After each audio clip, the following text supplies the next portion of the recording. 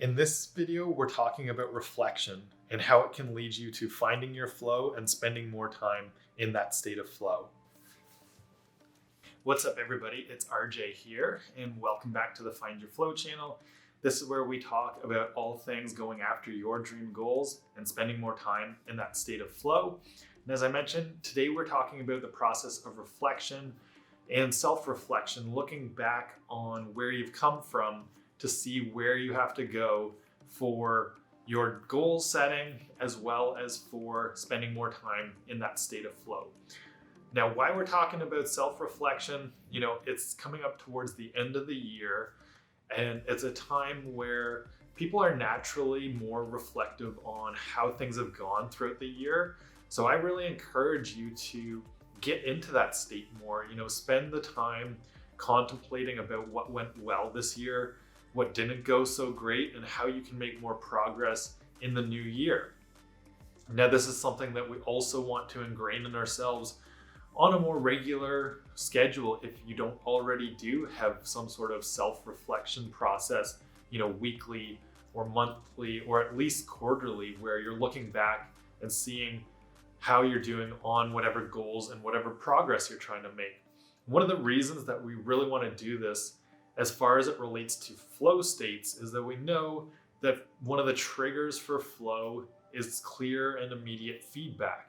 And the more regularly that we give ourselves that feedback in the process of reflection, the better we're able to act on it and get higher into our flow states and spend more time there. So that's why we see this relationship between those who are most able to get accurate insight, that self-feedback, and also get feedback from other people and use that and integrate that into your reflection process so that you are able to spend more time in the state of flow, or at least challenge yourself enough to stay in that flow channel more regularly in whatever it is that you do for your flow. So in addition to looking at the importance of reflection as it relates to flow states, we also recognize that this has been an extremely challenging year. And I think that everybody can benefit a lot from going into what has gone well for you this year, or, where do you need to work on some of the things that maybe were a challenge as it relates to your goals or whatever you're trying to perform more at. The ability to kind of take a step back, spend some time either journaling or writing down what it is you want to reflect upon is going to open up a lot of perspective for you on what things did actually maybe go better than expected, or at least it's going to allow you to look at the different chapters that you've gone through over the past year and be able to tease apart some of the more challenging times from some of the better times and create like an autobiography for yourself. It's a unique ability to look back and have this type of awareness, and how it's going to allow you to build upon your life, or also just create something of a keepsake, whether you want to share this with other people or you just want to do this for your own knowledge and ability to progress on your goals in the future. Whatever you feel like doing with it, it's all good. You can do a reflection process for the sake of writing a blog post or creating a video or a podcast, whatever way you want to share it with others, if you think that's going to be valuable for you, or just keeping it for yourself and maybe passing it along down through your family in the future is always something that's quite interesting as well.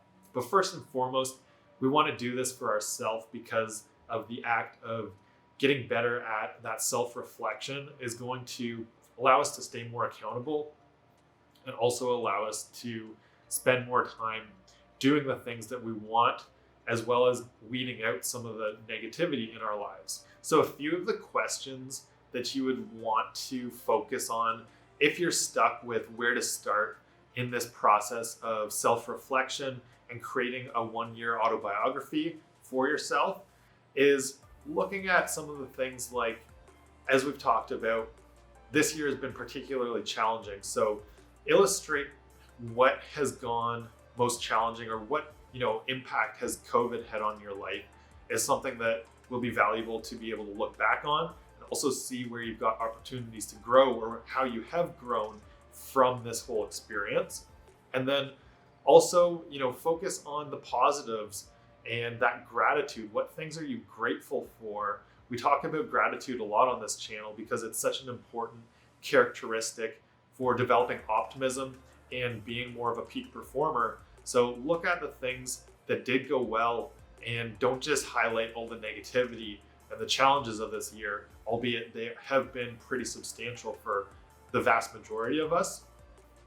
And then try to identify some of the blocks that have been in your environment, whether it's people, obviously like the whole COVID situation and maybe being locked down or quarantined has created a lot of physical blocks for us that we can't really overcome.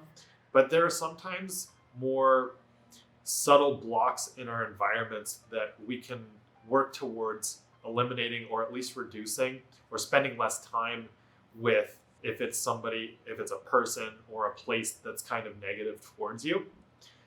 Those types of things can cue you towards what you need to be looking for and working towards with this self-reflection process for the year. And then also, it's important to look at progress and make that sort of feedback on whatever goals you've been trying to attain, or whatever your flow state is and how you want to progress there. So look at what progress you've made.